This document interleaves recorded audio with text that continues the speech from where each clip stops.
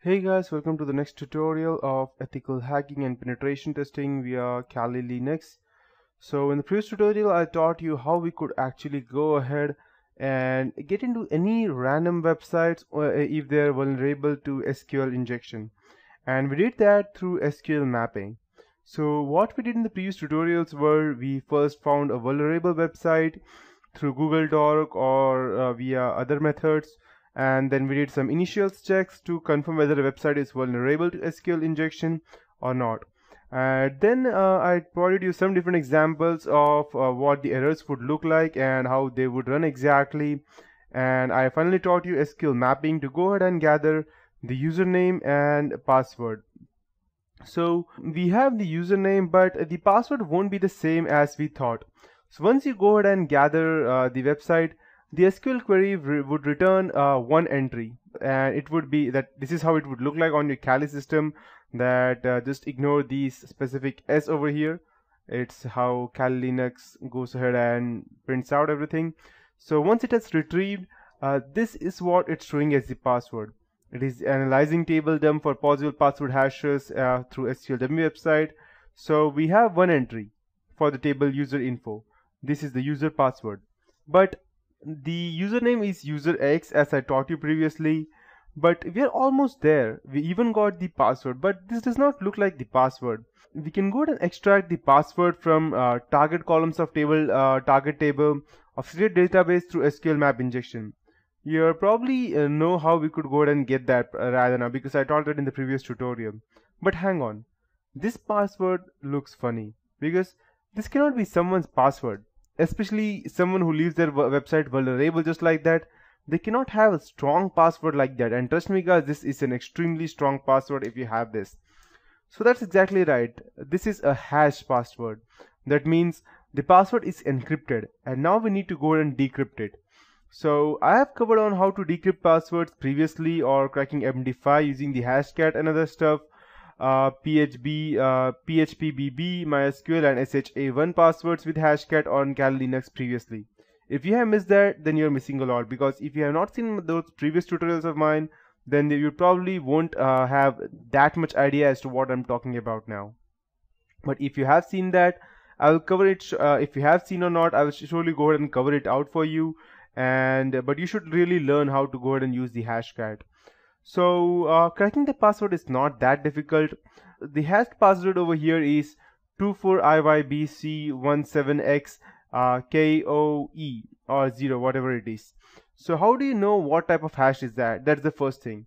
So the first thing that we need to do in cracking the password would be to go ahead and identify the hash type. Luckily, Kali Linux provides a nice tool, and we can use that tool to identify which type of hash this is. In command line, in the command prompt, that's the terminal for Kali Linux, you can simply go ahead and prompt paste the hash value. So as soon as you go ahead and paste this specific value in the terminal, this will go ahead and show you exactly what it is. This is a DES Unix hash. So cracking this hash is quite difficult. It's not that difficult unless it's an extremely big password. So cracking this hash, we can go ahead and use our CUDA hashcat to go ahead and download this, to go ahead and crack this. CUDAHASHCAT, CUDA hashcat. That's a tool that we would be using. So first of all, I need to know which code to use for the DES hashes. So let's check that. So in order for us to do that, we need to type CUDA hashcat, that's CUDAHASHCAT --help, and I'll just go ahead and type it out to you and I'll show you.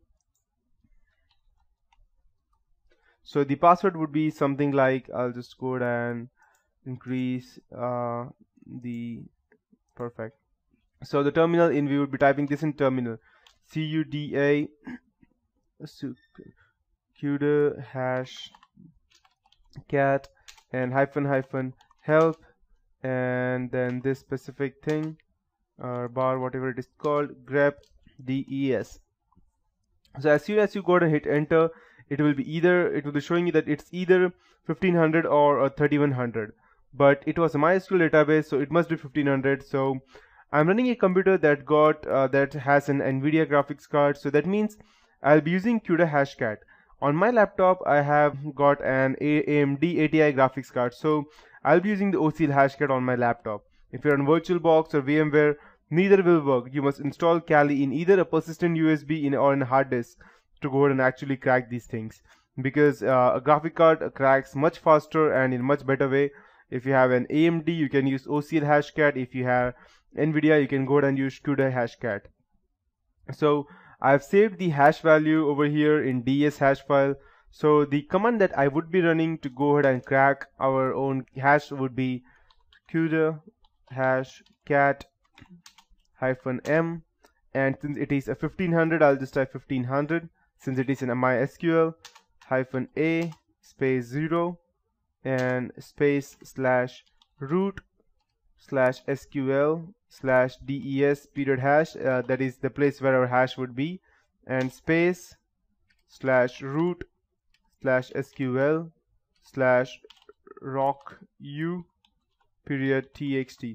And if you are wondering what rocku is, that means that you have not seen my previous tutorial in which I have told you that rocku is specifically designed for Kali Linux rainbow table that has n number of or more than even 14 lakh specific passwords or text that can go ahead and help you crack your password. It's a kind of brute force type of stuff.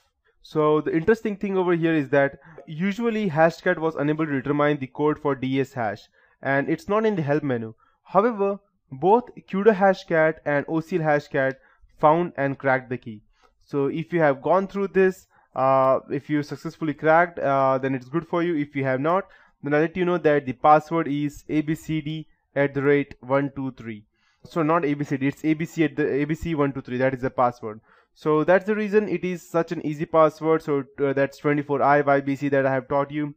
So now we have the password for this user, and that's how we can go ahead and crack specific stuffs.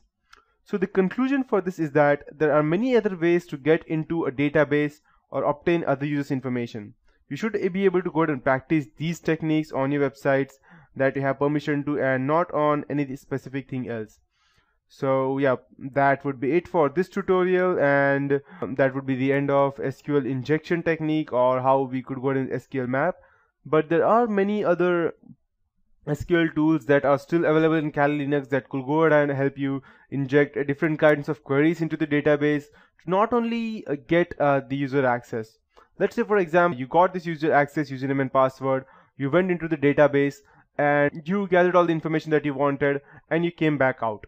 So the question over here is that if there is if you're actually doing this for some reason, and if there is a forensic investigator, that's a CHFI, computer hacking forensic investigator, he will be easily able to find that used, whose ID you used, and what information were there. But if you go ahead and use these SQL queries in proper, you won't even have to use any specific username. You can simply go ahead, get into the database, and get out without even anyone identifying you, who you were exactly, and they won't even have an impression left behind to go ahead and think that if whether anyone was actually there in the system, because they would not even have any specific person gathering all the databases. Especially if you have accessed it through a user, then it would surely be showing that this user has accessed this database. But if there is no user, then whom will they track? That is the question.